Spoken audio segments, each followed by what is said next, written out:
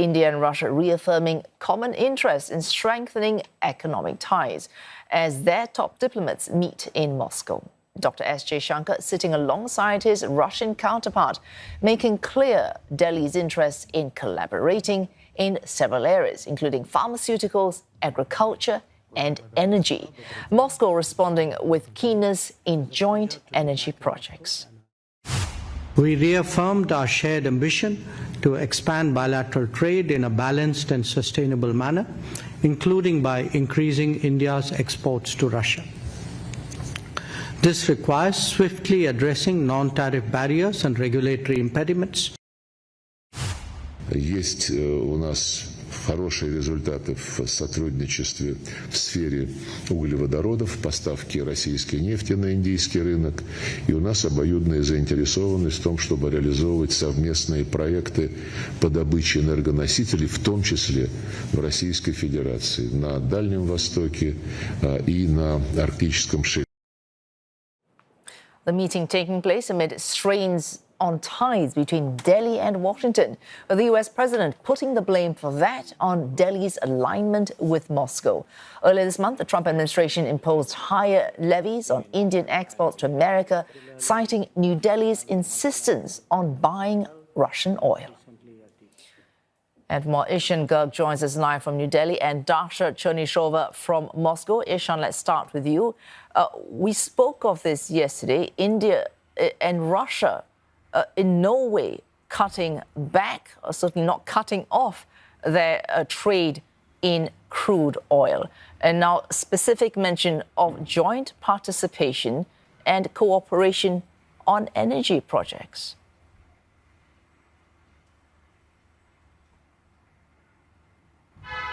Absolutely. The message to the USA from the Indian side seems to be that they are not only going to increase trade and investment partnership, but also, S Jaishankar, in a mild dig at the United States, also saying that the American logic of why the 25% extra levies have been imposed on India, he finds it perplexing. Speaking to the reporters in Moscow, he said that India isn't the biggest importer of Russian oil. It's actually China. He said India isn't the biggest importer of LNG, liquefied natural gas. He said that's potentially the European Union. And by that logic, he says the 25% extra tariffs on India are very perplexing. In the same breath, India has also said that it's going to expand its exports to Russia, which will include pharmaceuticals, textiles, as well as agricultural goods. Now, we know that one of the biggest exports from India to the US are pharmaceutical items, and textiles are one exports to the US that are now attracting the highest tariff of all the Indian products that go to the US. And this seems like India's way of providing some resilience to its local businesses, which might have been impacted by the US tariff. So this is a clear statement from India to say that the US tariffs are not going to affect its economy, and it's going to continue trading with Russia. At the same time, when we speak to political experts here, they say that India's partnership with the US should not be seen with the lens of its Moscow ties or with its Beijing ties, and those relations with Washington are independent and go broader than trade. All right, Dasha, Ishan saying that analysts suggesting that it should not be so narrowly focused on ties with Russia.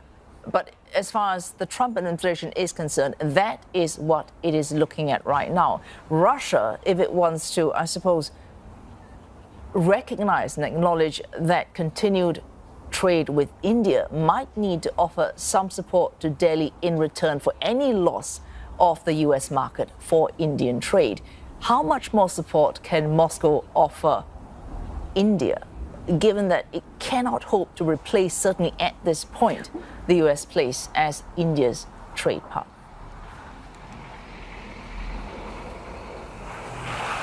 Well, we understand that Moscow has been willing to expand on the scope of the trade, of the goods that it is trading with India. And with that said, Moscow was also suggesting that there are possibilities for some incentives for the Indian side to continue the trade with Russia. Having said that, we've heard also that there was an idea of some more discount for India when it comes to the trade of and supplies of Russian energy resources. resources. Again, those are still the issues that are going to be discussed.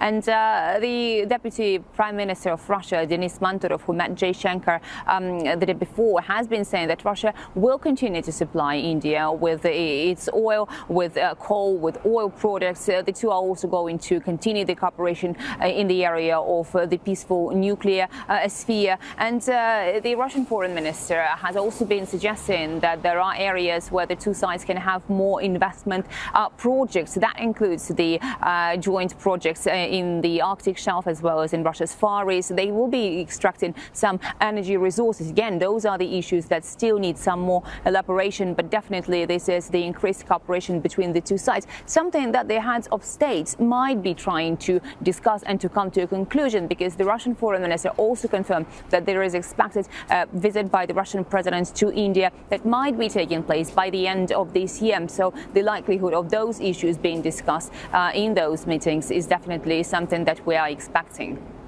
All right, Ishan, Dasha mentioning there that a possible visit by the end of the year, and another very big visit would be Prime Minister Modi possibly visiting Beijing this month. In fact, that was confirmed, I think, about a day ago. A febrile diplomacy. Dr. S Jaishankar is in Moscow now, but just a few days ago, he was meeting the visiting Chinese foreign minister in New Delhi. If we look at relations in 2020 plummeting over the deadly clash in the Himalayas, are we seeing a significant and sustained improvement in bilateral ties between India and China?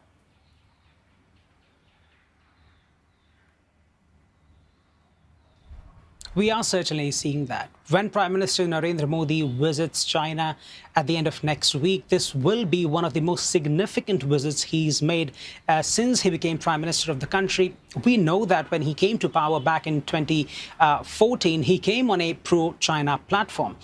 President Xi was immediately hosted here in India, but ties some years after soured after the 2020 clash, as you mentioned. And this visit by Prime Minister Narendra Modi will be the biggest step that the two countries are taking to mend those ties. In the past few days, we have seen substantial progress being made on the question of the border dispute. And now we understand that direct flights from Delhi to Beijing could be resumed soon. Trade and investments are going to rise between the two countries, according to the Ministry of External Affairs. That's what the two countries want to do. So this is a significant thaw in the relationship.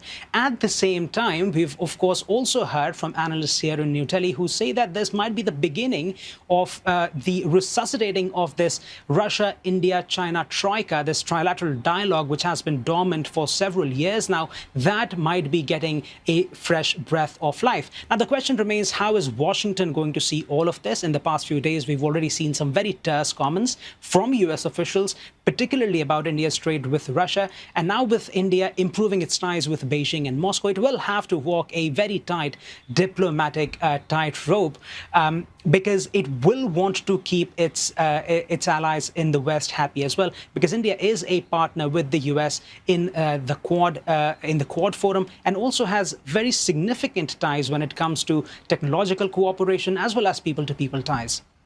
Oh, Dasha, all these relations, a very big factor contributing to those tensions that, or potential tensions that Ishan mentioned, would be what happens in that war in Ukraine, whether any ceasefire can be reached. Mr. Lavrov commenting on that in this meeting with the leader. And I suppose we can take this as the Kremlin's latest line on any ceasefire it might reach with Ukraine. Mr. Lavrov saying Ukraine is not interested in a long-term deal because it is seeking security guarantees which it knows are not compatible with Russian demands.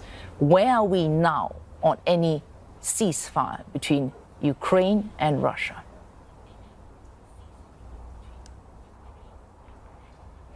Well, we have to keep in mind that ceasefire has apparently been off the table already, with the U.S. President Donald Trump no longer demanding that as a prerequisite for finding the lasting peace in Ukraine. Now Russia says that to find that lasting peace in Ukraine, a lot more will have to be done. More negotiations, more discussions at the level of the delegations that have been maintaining the dialogue in Istanbul. And the Russian foreign minister also stressed that there is a possibility that there will be a potential summit between President Vladimir Putin and Ukrainian President Vladimir Zelensky, but that should come in force only when all the formalities and all of the parameters and frameworks for the future peace deal are agreed upon, so that the sides can actually be signing something. Obviously, Moscow still has many reservations with regard to the legitimacy of the Ukrainian president, stressing that when it and if it comes to signing the deal, then obviously the legitimacy issue will be raised again.